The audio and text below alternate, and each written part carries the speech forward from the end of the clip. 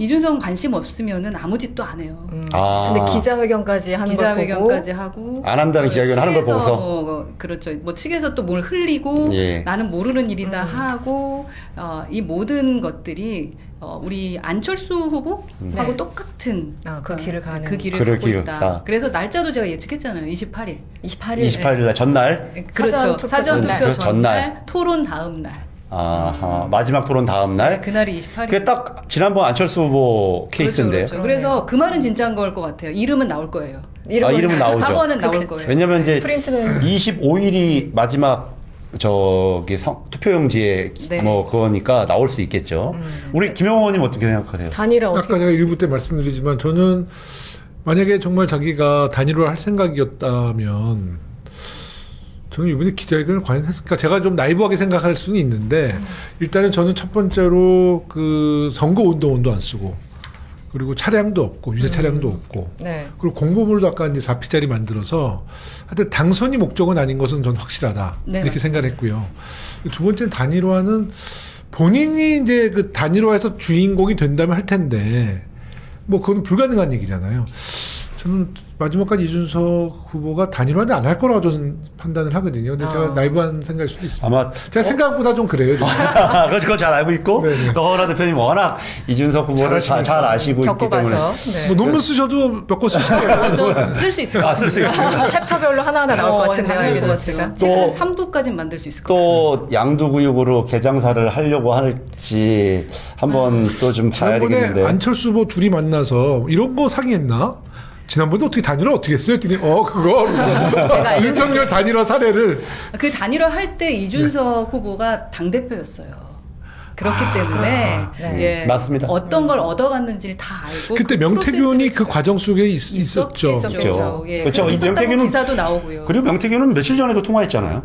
그러니까 네. 그 예전에 당대표 되기 전만 끝인 게 아니라 그 이후로도 쭉 있었고 아니 며칠 전에도 통화를 한 사람이니까. 그분의 페북을 보면 이미 단일화는 될 것 같고 그 명태균님의 페북을 봤거든요. 한번 봐보세요. 네네. 단일화 되겠구나. 그리고 이분은 이준석을 미는구나. 라는 것이 보입니다. 거기만큼 신뢰하는 관계가 없는 것 같아요. 그 명태균 씨가 여러 사람들에 대해서 부정적인 얘기를 했지 않습니까? 홍준표 전 시장, 뭐 오세훈 등등에 대해 했는데 이준석에 대해서만큼은 그런 정도의 강도를 본 적이 없고 오히려 진짜 친하다고 하더라고요. 우호적인 것이고 나중에 이거 아주 자세히 좀 한번 생방이잖아요. 풀어볼게요. 예. 네. 이거 좀 이따 단독 보도 나올 것 같아. 단독 보도. 네네. 김문수 이준석 단일화 28일. 윤석열 안철수 단일화 모델 따라. 또 명태균 안철수 만난 의미적 딱 기사 나오겠는데. 기사 나오겠습니다. 제가 하나 정말 궁금한데요. 이건 개인적인 궁금함을 넘어서 많은 분들이 궁금해하시는데 안철수 의원하고 이준석 후보는 정말 앙숙이잖아요. 네. 서로 정말 안 좋아하는 걸 우리 모든 국민들이 알고 있습니다. 아니 많은 국민들이. 근데 굳이 그 학식 뭐 그 자리에서 만났어요. 저는 그게 굉장히 참 기이하다라고 느꼈는데 그것도 하나의 또 단일화를 그 연상시키는 하나의 에비던스가 될 수 있을지 모르겠는데 어떻게 보였습니까? 그 장면은? 그러니까 서로가 시너지를 내는 방법을 아는 것 같습니다. 네, 시너지 안철수 어떨까요? 후보, 안철수 의원님 같은 경우는 네. 이제 앞으로 당권에서 본인의 존재감이 중요할 거고요. 지금 현재 김문수 후보 곁에는 의원들이 많지 않은 것으로 알고 있습니다. 네. 그러니까 지지를 많이 안 해주고 계시고 그렇다면 향후에 본인의 모습을 어떻게 취해야 되느냐에서 가장 큰 핵심이 아마 이준석 일 겁니다. 그 안철수 후보한테는. 그래서 기존에 또 한번 토론회는 했었죠. 아니고 뭐 인공지능인가요? 뭐 그런 거 뭐, 같이 네네. 한번 했었었고요. 그리고 안철수 의원하고 이준석 후보하고 사이가 안 좋았던 것은 이준석 후보가 하도 공격을 해서 안 좋았었던 그랬었죠. 거고 좀 사실 예의 뭐 없이. 안철수 후보는 관심을 안 가졌었던 거였고 그러다 계속 가다 보니까 서로 앙숙이 됐던 거기 때문에 미운정이 쌓였나요? 그렇죠. 미운정이 쌓였는지 아니면 서로 필요한 필요한- 상황이 된 거죠. 예. 안철수 의원도 이제 정식 그만해야 될 때가 한참 지났는데 이미 그분은 지난번 단일화로 윤석열을 만들어 놓은 그 죄과에서 벗어날 수 없는 사람이거든요. 예. 예. 어떻게든 근데 서로 다 벗어나고 싶어 하니까. 손가락 잘라야 될 사람인데. 네. 그런 의미에서 우리 허은하 대표님이 두 번째로 키워드. 키워주신 게 요란한 유튜버다. 예. 뭐 이미 아까 우리 쇼츠 얘기도 많이 네. 했습니다만 이 의미는 어떤 거세요? 그러니까 좀 관심종자라는 뜻입니다. 정치 엔터테이너. 정치 엔터테이너. 정치 엔터테이너로서 관심종자로 보인다. 그러니까 겉은 막 되게 화려한 썸네일 해놓고 했는데 들어가 보면 괜찮은 유튜버들이 있는데 그렇지 않은 것도 있는 거지 네네네. 않습니까? 포장만 포장만 번지르르 하고 네. 본인은 들어가 보면 아무것도 아니더라. 그런 의미에서 말씀드렸고 그리고 모든 것을 좀 짤화하는 거를 좋아하는 것 네. 같아가지고 제가 한번 만들어봤습니다. 그게 아까 김진 전 의원이 얘기한 거가 그대로 나타나는 것 같아요. 그런 정식으로 좀 들어가 봤더니 그래도 그냥 합리적인 보수인 줄 알았더니 들어가 봤더니 완전 극우 논리와 갈라치기 네, 맞아요. 이런 거 가지고. 안타까운 건 좀 미디어가 만들어낸 괴물이 돼버렸다라는 생각이 네. 좀 들어요. 네. 그래서 키우려다가 괜히 한때는 괜찮았었던 정치인이라고 좀 믿고 싶거든요. 그 정치인이 완전히 그냥 정치 엔터테이너가 돼버렸다라고 생각합니다. 한때는 괜찮았던 거 맞나요? 저는 동의하기가 조금 난 어렵지만. 그러지 않았으면 제가 너무 괴로울 것 같아요. 그러니까 저는 대표적인 사례가 그런 얘기를 해요. 그러니까 외국인 노동자에 대한 임금 문제를 얘기하면서 임금 차별. 임금을 차별해야 된다라고 하면서 논쟁이 붙으니까 캐나다 무슨 사례를 가지고 와요. 팩트체크 나왔죠. 예. 그런데 아시는 것처럼 이제 미국과 우리나라의 사례가 다 다르고 캐나다도 그런 제도를 잠깐 했다가 결국은 폐지가 맞습니다. 되었다고 하더라고요. 네. 왜 이유는 결국은 문제가 심각하기 때문에 아마 본인은 알고 있었을 거예요. 그게 결국 잠깐 했다가 폐지된 거를 알고 있었는데 그거를 딱 그 순간 얘기를 합니다. 그러면 상대방은 그걸 뭐 알고 있지 않은 이상 당황할 수밖에 없고 잘 모르지 않습니까? 바로 맞받아 대응할 수 없는데 그걸 딱 보여주면서 아 내가 이만큼 알고 있어 나 잘났어 요거를 딱 짤로 만들기 위해서 자랑하기 위한. 그런데 이제 결국 팩트 체크 해보면 아무것도 아니고 사실은 이미 폐지되고 이런 것이 진실인데 결국 그런 것만 계속 노리는 그렇게 정치를 하는 것 저는 같더라고요. 어저께 사실 TV 토론을 보면서 저는 같았던 생각이 만약에 외국에 나가 있는 한국 청년들의 그 최저임금을 차별했다 그러면 어떻게 그러면 사실 우리가 문제 제기를 하는 거잖아요. 그렇죠. 인권의 문제든 여러 가지 문제. 거기에 이준석 후보는 뭐라고 답변을 했을까? 그 질문 괜찮네요. 그 질문 좋은 질문 같아요. 그러니까 왜 우리가 국내에 있는 외국 노동자만 생각하냐는 거예요. 특히 우리나라 민족은 4대 강국에 100만씩 있어요. 많죠. 뭐 디아스포라가. 네. 그래서 저는 어저께 그냥 문득 생각이 든 거는 외국의 노동자들이 한국의 사례를 비추어서 외국에서 미국에서 트럼프가 이 정책을 어떻게 이준석 후보의 말한 그 정책대로 한국 유학생들이나 한국인들한테 최저임금제를 차별을 두고 줬다 그러면 이준석 후보는 그를 과연 동의할까? 그 질문을 이준석 따라다니는 그 기자들 중에 한 명이 제발 좀 해주기를 바라고요. 자, 그러면 지금부터 잠시만 주목해 주시기 바랍니다. 제가 구독자분들을 위해서 선물 하나를 준비했는데요.